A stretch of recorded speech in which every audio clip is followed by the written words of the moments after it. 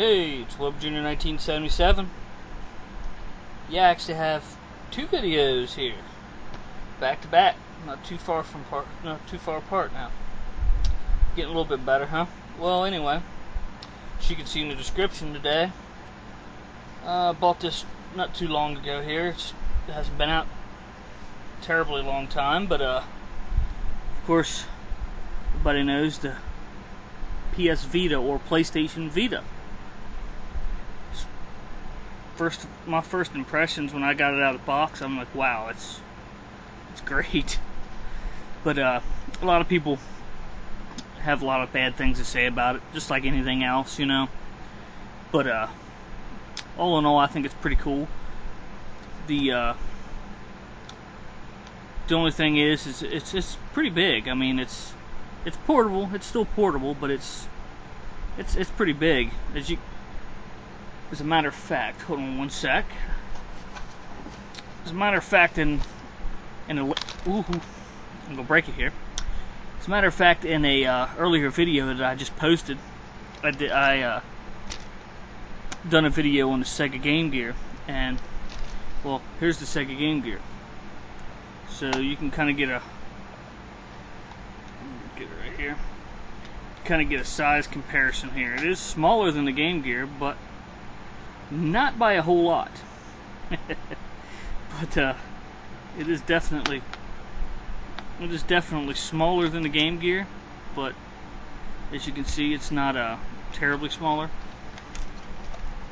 The one good thing about it is it doesn't take 6 AA batteries.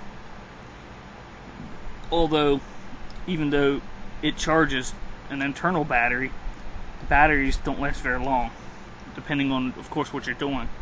But let's go through it here. You got your square, your circle, triangle, and X buttons, just like a PS3 controller, of course, or 2 or 1, whatever. You got your directional pad, which is pretty responsive. It's pretty nice. Then you got your dual analog sticks. You got one on both sides, which makes it really nice.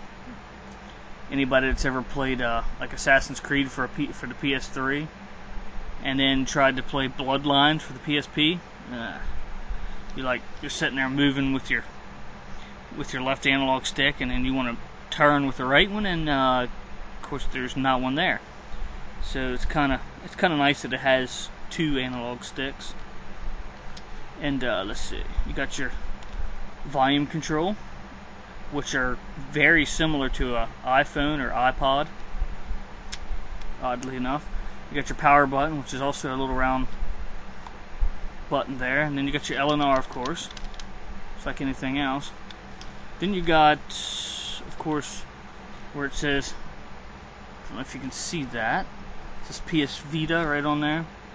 Pop that little hatch open, if I can get it open. And you got your memory card, your game card, excuse me. You got your game card, which is roughly about the size of an SD card. That's in this Dungeon Hunter Alliance. They come in these little cases. Looks like a Blu-ray game or a Blu-ray movie, but it's a PS Vita game. Just no instructions, of course. The instructions are actually on the card itself, on an optional thing on your card, which is pretty neat. But yeah, that's the only game I have for it, except for like downloading certain games and stuff. Then of course you have this port right here, which I have no clue what it is. It's just some sort of port for some sort of future cables, hopefully an AV cable. but yeah. Okay. Also, obviously the screen is touchscreen. It's a 5-inch touchscreen, and it is like very responsive. I've heard a lot of good things about it, including more responsive than an iPod or iPhone. I've heard it's more responsive. I've never really messed with an iPhone or iPod, but I've heard that it's more responsive than that, and it also has I don't know if you can see it, but there's like little symbols on the back here. You can see my video and the reflection there. But along with my camera. But they got the symbols like the square and the circle and the triangle, X, and that's actually a touchpad in the back. There's not a whole lot of games that use it yet, but it's pretty neat. It's got your camera up here, your rear-facing camera, and your front-facing camera. But for whatever reason, they didn't put it in the center like they would like a laptop or whatever. They put it off where the, action buttons are, the square and the circle and stuff. I don't know why they did that. It's not that big a deal, but it's kind of strange to see it over there. But and one more thing, you got your headphone jack down here, and then you have your multi-port, which charges, and I don't know what else it could do, but it's a charging, mainly charging point at this point, until they come out with more stuff for it, obviously. I have a couple things for it. Obviously I have the charging cable, and of course it's its own proprietary, connection, like always. Oh, one thing I missed, there's a little hatch down here. Also, I have just the Wi-Fi version. I don't have the 3G version, but it has a little port down here, and that's where your memory card is. And they're just little proprietary. And if Sony's watching this, or anybody that knows about Sony and can influence them at all, please drop your prices. It's ridiculous. This card here it's an 8 gigabyte, which you can fill up relatively quick, and it was $30. I mean, come on, that's sad. But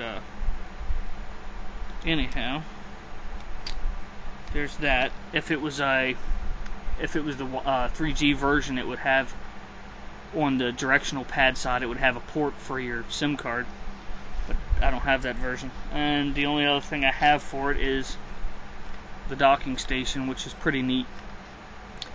The only beef I have with the docking station is the headphone jack here. It's not a headphone jack, it's a audio out, which means if you plug headphones in it, then you can't control the volume with the Vita. It's just one volume. You either hear it or you don't hear it. Just one volume, which that can be fixed with like a set of headphones that has its own volume control. But other than that, it's a relatively good stand. It just snaps on like that. It gives you a pretty good angle. It'd be neater if you could like angle it whichever way you wanted to. So if you were laying down, it's kind of aiming towards the ceiling. But all in all, it's a good system.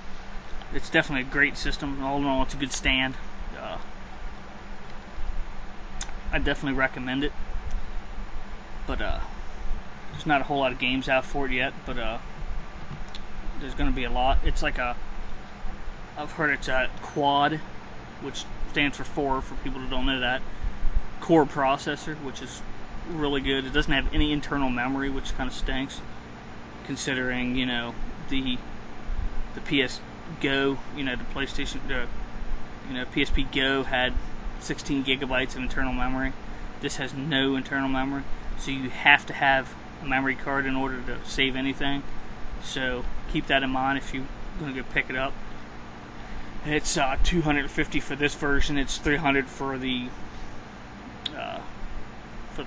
Wi-Fi and 3G, and then you're looking at least $20 for the 4 gigabyte.